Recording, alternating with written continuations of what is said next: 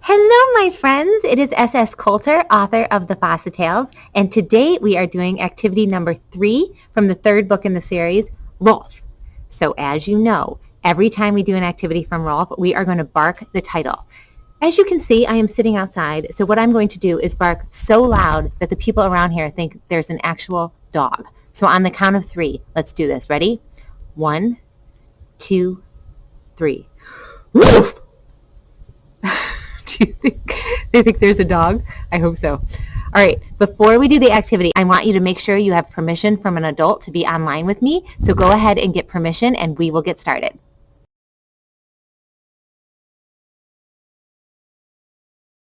Now that you have permission to be online, let's do activity 3. It is called What's in Rocky's Mouth? And whether you have the electronic copy of the book or the paper copy, it is on page 51.